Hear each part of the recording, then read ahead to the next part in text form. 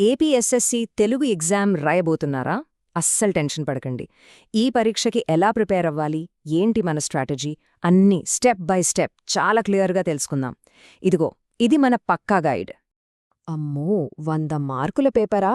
Syllabus ఏమో పెద్ద సముద్రంలా ఉంటుంది. అసలు ఎక్కడ మొదలుపెట్టాలో ఎలా చదవాలో ఏం అర్థం కాదు కదా. ఈ కన్ఫ్యూజన్ ఈ టెన్షన్ చాలా కామన్. కానీ డోంట్ వరీ, సరియైన ప్లాన్ ఉంటే ఈ పరీక్షను చాలా ఈజీగా ఎదుర్కోవచ్చు. మరి ఆ సూపర్ ప్లాన్ ఏంటో చూసేద్దామా? సరే, మన ప్రిపరేషన్ జర్నీని ఒక 4 సింపుల్ స్టెప్స్గా వెడగొట్టుకుందాం.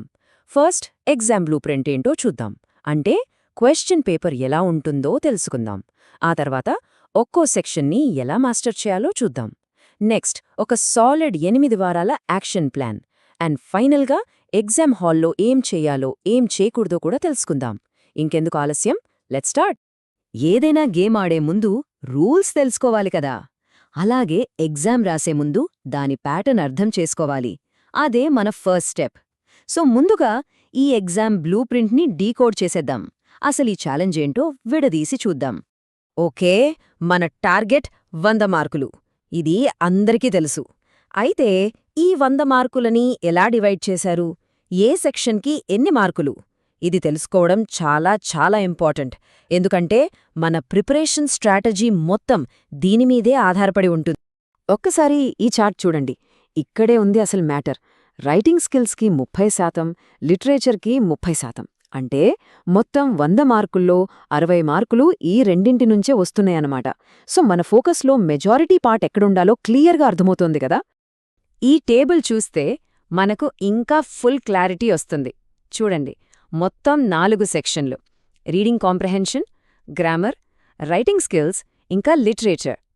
ఒక్కో సెక్షన్లో ఎలాంటి క్వశ్చన్స్ వస్తాయి, దానికి సుమారుగా ఎన్ని మార్కులుంటాయో ఇక్కడ క్లియర్గా ఉంది. అంటే ఏ సెక్షన్కి ఎంత టైం కేటాయించాలో మనకొక ఐడియా వస్తుందన్నమాట.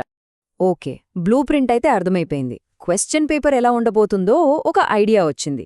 ఇప్పుడు అసలు సిసలైన యాక్షన్ మొదలవుతుంది. ఒక్కో సెక్షన్ని ఎలా క్రాక్ చేయాలి, దానికి కావలసిన స్ట్రాటజీ ఏంటి? ఇప్పుడు సెక్షన్ బై సెక్షన్ ఆ సీక్రెట్స్ ఏంటో తెలుసుకుందాం. మొదటిది పార్ట్ ఏ, రీడింగ్ కాంప్రిహెన్షన్, అంటే అవగాహన. ఇది చాలా సింపుల్. మనకొక ప్యాసేజ్ ఇస్తారు, దాన్ని చదివి కింద ఇచ్చిన ప్రశ్నలకు జవాబులు రాయాలి.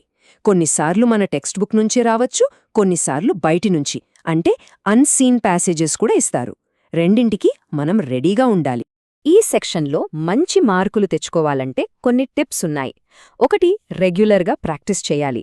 2, కేవలం పైపైన చదవడం కాదు, ప్యాసేజ్ లోపల ఉన్న మీనింగ్ అంటే ఇన్ఫరెన్స్ని అర్థం చేసుకోవాలి. 3, కొన్ని పదాలకి అర్థం తెలియకపోయినా సెంటెన్స్ బట్టి గెస్ చేయడం నేర్చుకోవాలి. ఫైనల్గా ప్యాసేజ్ సారాంశమేంటో ఒక్క ముక్కలో చెప్పగలగాలి. నెక్స్ట్, పార్ట్ బి, గ్రామర్ అంటే వ్యాకరణం. చూడ్డానికి ఇది చిన్న సెక్షనే కావచ్చు, కానీ మార్కులు సంపాదించడానికి ఇది ఒక గోల్డెన్ ఛాన్స్. ఎందుకంటే గ్రామర్లో రూల్స్ తెలిస్తే, ఆన్సర్ కరెక్ట్ అయితే ఫుల్ మార్కులు పడిపోతాయి. ఇక్కడ మార్కులు పోగొట్టుకునే ఛాన్సే లేదు. మరి గ్రామర్లో ఏం చదవాలి? ముఖ్యంగా భాషాభాగాలు, కాలాలు, వాక్యాలో తప్పులు సరిచేయడం, విరామచిహ్నాలు, వీటిమీద కాన్సంట్రేట్ చేయండి. టిప్ ఏంటంటే, పాట మోడల్ పేపర్స్ తీసుకుని అందులో గ్రామర్ క్వశ్చన్స్ ప్రాక్టీస్ చేయండి. ప్యాటర్న్ అర్థమవుతుంది. రోజూ ఒక 20 నిమిషాలు కేటాయించినా చాలు, ఈజీగా మార్కులొచ్చేస్తాయి. ఇప్పుడు వస్తున్నాం బిగ్ బాస్ దగ్గరికి. అదే పార్ట్ సి, రైటింగ్ స్కిల్స్. అత్యధిక మార్కులున్న సెక్షన్ ఇది. ఇందులో essay writing, letter writing, paragraph writing లాంటివి ఉంటాయి. మన ఫైనల్ స్కోర్ని డిసైడ్ చేసేది ఈ సెక్షనే అని చెప్పొచ్చు. సో దీనికి చాలా ఇంపార్టెన్స్ ఇవ్వాలి. ఈ సెక్షన్ కోసం ఒక సూపర్ టిప్ చెప్తాను.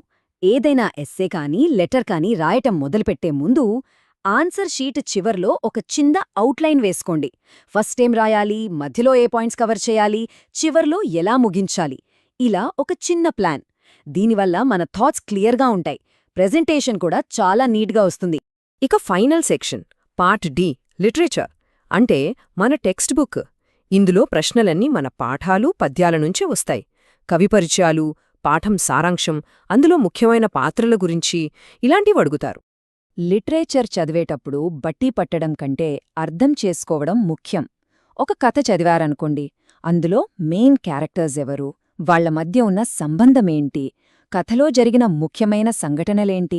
ఈ కథ ద్వారా మనకొచ్చే మెసేజ్ ఏంటి? ఇలాంటి పాయింట్స్ మీద ఫోకస్ పెట్టండి. అప్పుడు ఏ ప్రశ్న అడిగినా ఈజీగా ఆన్సర్ చేయొచ్చు. సరే, ఇప్పటిదాకా ఎగ్జామ్ ప్యాటర్న్ ఏంటి, ఒక్కో సెక్షన్ని ఎలా చదవాలో చూశాం. కానీ ఇదంతా ఎప్పుడు, ఎలా చదవాలి, దానికి కూడా ఒక ప్లాన్ కావాలి కదా. ఇదిగో మీకోసం ఒక పర్ఫెక్ట్ 8-వీక్ గేమ్ ప్లాన్. దీన్ని ఫాలో అయితే చాలు, ప్రిపరేషన్ చాలా స్మూత్గా అయిపోతుంది. ఈ టైమ్లైన్ చూడండి, చాలా సింపుల్గా, ప్రాక్టికల్గా ఉంది. మొదటి 2 వారాలు టెక్స్ట్ బుక్ చదివి నోట్స్ చేసుకోవాలి. ఆ తర్వాత గ్రామర్, రీడింగ్ కాంప్రహెన్షన్ మీద ఫోకస్ పెట్టాలి. 7వ వారంలో ఓన్లీ రైటింగ్ స్కిల్స్ ప్రాక్టీస్ చేయాలి.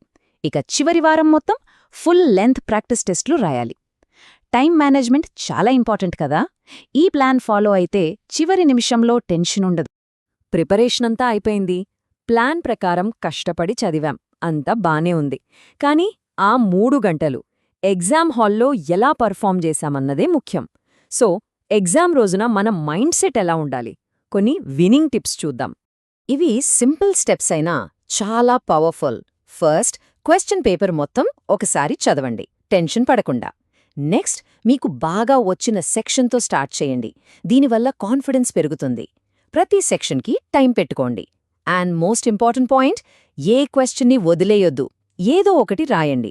నెగటివ్ మార్కులు లేవు కదా, సో ప్రతి మార్కు మనకు విలువైందే. చూశారుగా, ఇప్పుడు మన దగ్గర ఒక క్లియర్ స్ట్రాటజీ ఉంది, ఒక కంప్లీట్ రోడ్ మ్యాప్ ఉంది. మరి ఇప్పుడు మనం ఫోకస్ పెట్టాల్సిన మొదటి టాపిక్ ఏది? ఆలోచించండి. ఇప్పుడే మీ ప్లాన్ని మొదలుపెట్టండి. All the very best.